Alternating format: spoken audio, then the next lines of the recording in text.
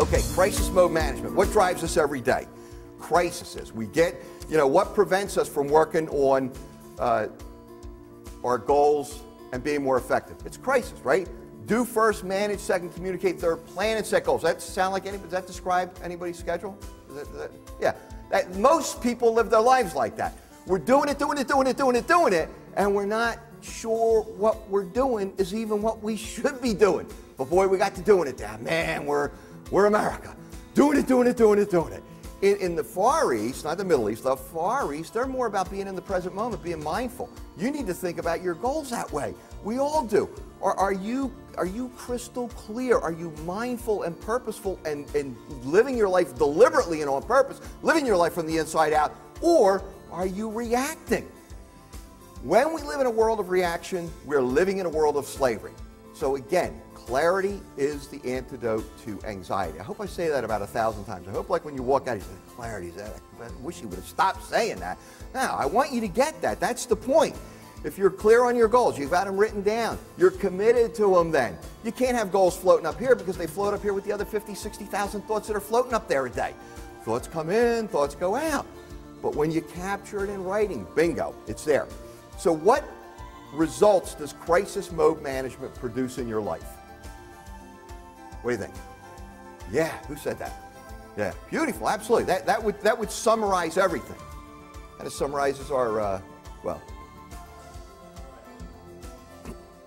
you live in the world of chaos? It's true. Chaos, stress. Stress is good. But negative stress, all that stuff, that's going to take us out. Burnout, that's going to destroy us. So if we're living in this world, you got to figure out what are your personal critical challenges that impact you. All right? And I got a cheat sheet on the next page of handout. Most critical challenges and time wasters. These are it. And number 21 should be number 1 because it is the most important continuously. Being addicted to email. Email's like a drug, man. It's like crack because we got to be checking them. We're in a meeting. We're texting people on the other side of the table, under the table, and we're having a meeting. We're having our strategic planning meeting. Where do we want to take this business over the next 3 years into the future? And then we're texting, and we're answering emails, and we're doing all kinds of stuff. But being in the present moment, then we all leave there and it's like, what happened? What do we do? How come we're always in chaos? How come these guys never get it at the top? I don't know. Look in the mirror. It's not always the guys. Now, it is sometimes, but it's not always. We got to look in the mirror. We got to do some self-reflection here. If we're answering emails more than 2 times a day, we're probably choking ourselves from as productive as we could be. Now, we'll take this argument for another time. I get this from people. Oh, I got to be, my customer. You don't have to be anything. If you got a great upfront agreement with your clients and you tell them, hey, when I'm working like with you and speaking and training and developing your people, I can't be answering my emails or phones because that would be disrespectful to you, wouldn't it? It would.